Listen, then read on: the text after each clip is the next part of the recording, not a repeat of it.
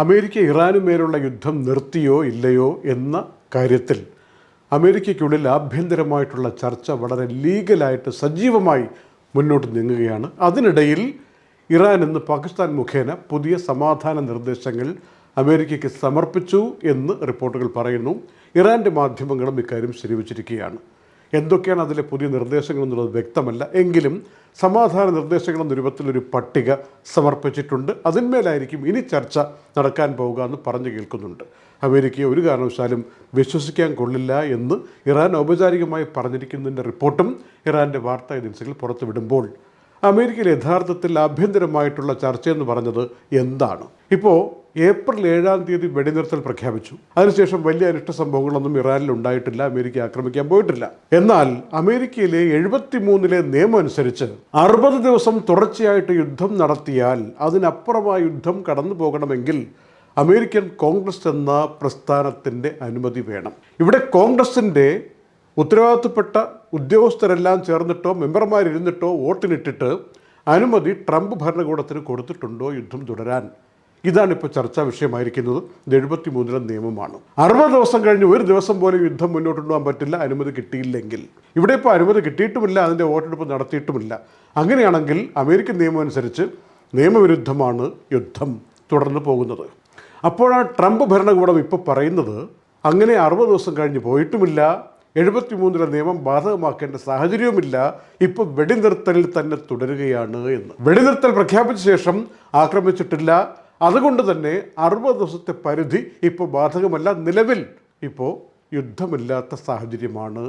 യുദ്ധം അവസാനിച്ചു എന്ന് പറഞ്ഞിട്ടില്ല, വെടിനിർത്തലാണെന്നും പറഞ്ഞിട്ടില്ല, ആക്രമണത്തിൻ്റെ ശക്തി ഇല്ലാതായിരിക്കുന്നു, ഇപ്പോൾ യുദ്ധമില്ലാത്ത സാഹചര്യമാണ് എന്ന് വാദിക്കുകയും ചെയ്യുന്ന ഒരു 2 വ്യത്യസ്ത മുഖങ്ങളുള്ള കാര്യം ലീഗൽ ചർച്ചയായി അമേരിക്കയിൽ മാറിയിരിക്കുകയാണ്.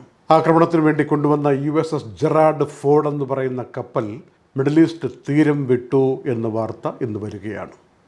അതേസമയം USS എബ്രഹാം ലിങ്കണും USS ബുഷും ഇപ്പോഴും മേഖലയിൽ തുടരുകയാണ് എന്ന അറിയിപ്പും കൂടെയുണ്ട്. കഴിഞ്ഞ ദിവസവും ഞങ്ങൾ സൂചിപ്പിച്ച കാര്യം ഇന്ന് ഈ മെയ് 1 വീണ്ടും പറയേണ്ടി വരുന്നു. അമേരിക്ക ഇതുവരെ കാണാത്ത ഗ്യാസ് വില വർധനവിൻ്റെ പിടിയിലാണ്. അമേരിക്കയിൽ ഇന്നത്തെ ഒടുവിൽ കിട്ടിയ വിവരമനുസരിച്ച് 1 ഗാലൻ ഗ്യാസിന് 4.39 എന്ന രൂപത്തിൽ പോവുകയാണ്. അത് 2022 ജൂലൈക്ക് ശേഷം ഇങ്ങനെ ഒരു വില വർധനവ് അമേരിക്ക കണ്ടിട്ടില്ല. അതിൻ്റെ അസ്വസ്ഥത ആരെങ്കിലും അണിയറയിലും എല്ലായിടത്തും ജനങ്ങളെല്ലാവരും പറയുന്നുണ്ട് എന്നുള്ള കാര്യം കൂടി അന്താരാഷ്ട്ര വാർത്തകളിൽ നിറയുകയാണ്. എന്നാൽ യുദ്ധത്തിൻ്റെ കാര്യത്തിൽ ഇപ്പോൾ എന്താണ് യഥാർത്ഥ അവസ്ഥ, ചർച്ച എന്താണെന്ന് ചോദിക്കുമ്പോൾ പ്രസിഡന്റ് ട്രംപ് തന്നെ നേരിട്ട് പറയുന്നത് ഈ വിഷയത്തിൽ തനിക്കും ഒരു പിടി ആളുകൾക്കുമല്ലാതെ ഇതിൻ്റെ യഥാർത്ഥ സ്റ്റാറ്റസ് എന്താണെന്ന് ആർക്കും വേറെ അറിയില്ല എന്ന് അദ്ദേഹം തുറന്നു പറയുകയും ചെയ്തു. ഗ്യാസ് വില വർധനവ് കാരണം അമേരിക്കൻ ജനത വലയുന്നതിനെക്കുറിച്ച് അമേരിക്കൻ മാധ്യമമായ CNN പറഞ്ഞിരിക്കുന്ന വാക്ക് ശ്രദ്ധിക്കണം. പെയിൻ അറ്റ് ദി പമ്പ് എന്നാണ്. പമ്പിലെ വേദന എന്നൊക്കെ നമുക്ക് പമ്പിലെത്തുമ്പോൾ അനുഭവിക്കുന്ന വേദന എന്നൊക്കെ നമുക്ക് അർത്ഥമെടുക്കാമെങ്കിലും അതിനപ്പുറമുള്ള വലിയ അർത്ഥങ്ങൾ CNN കണ്ടുപിടിച്ചിരിക്കുന്ന ഈ വാചകത്തിലുണ്ട്. Pain at the pump.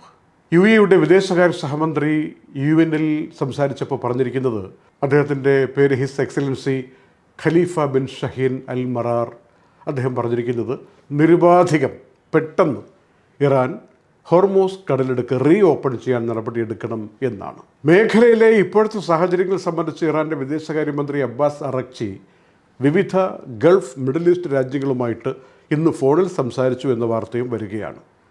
Qatar, Saudi Arabia, Egypt, Turkey, Azerbaijan, Iraq എന്നിങ്ങനെ 6 രാജ്യങ്ങളിലെ വിദേശകാര്യ മന്ത്രിമാരുമായി അബ്ബാസ് അറക്ചി ചർച്ച നടത്തി മേഖലയിലെ പുതിയ സാഹചര്യം വിലയിരുത്തി എന്ന റിപ്പോർട്ട് വരുന്നതിനിടയിൽ CNN നടത്തിയിരിക്കുന്ന ഒരു ഇൻവെസ്റ്റിഗേഷൻ റിപ്പോർട്ട് പറഞ്ഞ് നമുക്ക് ഇന്നത്തെ നൈറ്റ് അപ്ഡേറ്റ്സ് അവസാനിപ്പിക്കാം.